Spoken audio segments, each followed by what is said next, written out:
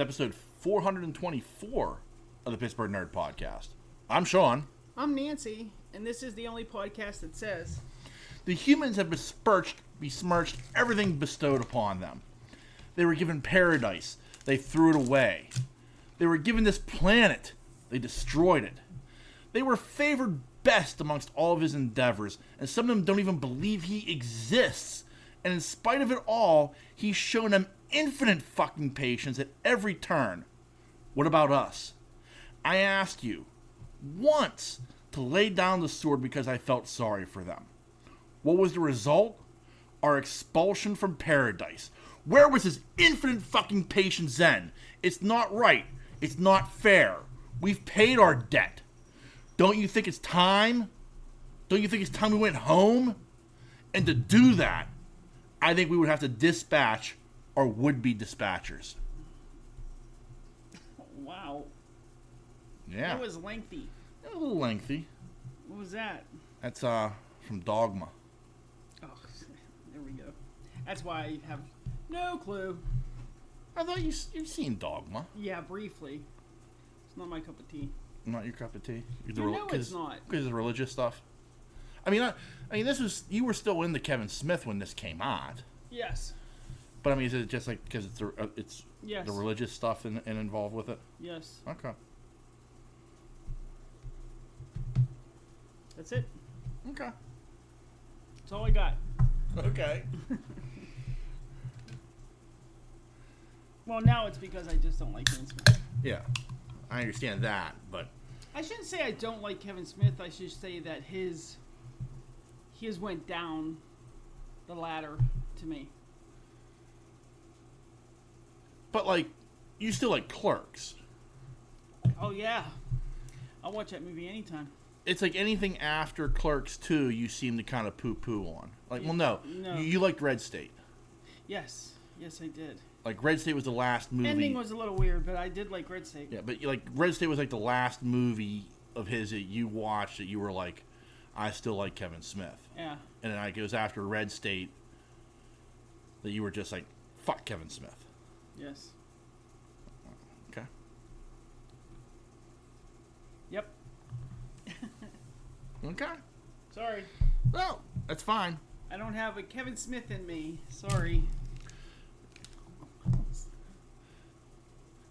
Yeah, there's just this. I get it. You know, you think personally he changed after that, and yes. I mean, we were watching this Kevin Smith like an evening with, and like you thought that shit was hilarious. I used to like, love watching him do those Q&As. Yeah. Like how one question would last for the whole 2 hours. But I mean, his stories were great because I mean he has been around a lot of famous people. So he has like some insight on them. Like even like Cop Out, like we went to go see Cop Out together. I don't mind Cop Out. I actually like Cop Out. It's a bad movie. Yeah, but I like it. There's like parts of it, kind of like when they make fun of the guy robbing a house for taking shit in a house. He's robbing. Yeah. But the stuff that works in that movie is Tracy Morgan. Yes, I was gonna say, and it's mostly Tracy Morgan and his interaction with his wife and the issues they're having. Yeah. Yeah, like that whole thing about I can't even shit in somebody else's house. Yeah. Let alone under this kind of stress. Like I mean that's it's yeah. Tracy Morgan, like just Bruce Willis kind of like looking at him. I know, and that's another thing that makes it great is that Bruce Willis component. You know, but then you find that after, like, what a gigantic douchebag Bruce Willis is. I know, that's so sad. I really liked him. I was like, and that's the thing, though. Even though I find out what a douchebag he is, I'll still watch his shit. Yeah, so will I. So isn't that weird? Yeah, like, I mean, I know what a giant douche he is, but yet I still go see Bruce Willis movies. But I can honestly say Bruce Willis has probably been a douche always. Right. Kevin Smith just, recently became a douche the last few years. Or decades or whatever. In your mind? No, and for real. Dude's a douche. Okay. I mean, that's your... I mean, you choose to think that. I mean, I don't. I don't think he's a douche. Okay. I think he's changed over the years, but I still think, like, he's humble. Like, he... No, I don't think he is anymore. I think he used to be. think fame and money just destroyed that man. Wow. But I mean, wouldn't it do most people? Yeah, but I mean, it took a long time for that to it took 20 years for it to culminate in your mind. Yeah, isn't that weird? Yeah. Sorry. No, you don't owe me an apology. I don't care. It's one of those oddball things where it's like I'll admit the guy has changed from the guy from like 1994. Yeah. But I also don't think he's changed as much as like you do. Like you think he's like, you know. I just haven't really read anything good about him lately. It's all been like putting him in a negative light. Now, I know you don't. What was that my dad used to tell me? Only believe half of what you see and none of what you hear. Yeah. So, I mean, I know like 90% of these stories are bullshit, but there's still got to be some truth or some direct, like, information about them. You know what I mean? I feel that he is probably the most transparent celebrity there is out there. I think probably more than anybody else, he puts more of his life in like for public consumption without doing a reality show. Right. You know, like, I mean, he's very transparent with like the podcast that he does, like about his home life. I mean, now he's doing a podcast about being a vegan with his daughter. You know, and he changed to veganism after his heart attack. Mm-hmm. You know, look at you. This look on your face is just like. If Jared Leto did did a podcast about veganism, you'd be like, really? Where can I get that? Where can I download that? But Kevin Smith does one. Jared Leto's been a vegan practically his whole entire life. He didn't just jump on it because his daughter's doing it. Well, he jumped on it because he wanted to lose weight. He jumped on it because they kicked him off a fucking airplane. Let's be honest. He jumped on it because he had a heart attack. Okay, whatever. Okay, good for the man. Whatever. Right, but you like it's just there's a look on your face was like of just like total like, you know, yeah, what a loser. But yet, if Jared Leto did the same thing, I mean, you just talked about like you showing up at the UFC fight. You're like, yeah, you know, I didn't mind the look, but like, you know. Like the rest of the world's like, yeah, they're all you showed up at a UFC fight, you know, looking like you were going to a Pride Day parade. But I don't get, what does it fucking matter what the man's shirt looks like at a UFC fight? Like, they blew this thing out of, like, it blew up. And I was like, what the fuck does it matter? And he posted online a picture with him in the winter. Right. I think it's one of those things. You're gonna want to smack me for saying this, but I think Jared Leto's a little effeminate. Of course he is. He's a face of Gucci. You have to be feminine to do Gucci. And, I mean, look at the clothes he's wearing on that. And you know, UFC is like the epitome of testosterone. Right. You know, so like even was it the Ascot that got you? It was the Ascot, wasn't it? It was the Ascot. Yeah, that's what's making you be like, yeah. The Ascot was the Ascot was a bridge too far. Oh please! There was a scarf around his neck. It looked goofy. Looked like Jared Leto to me.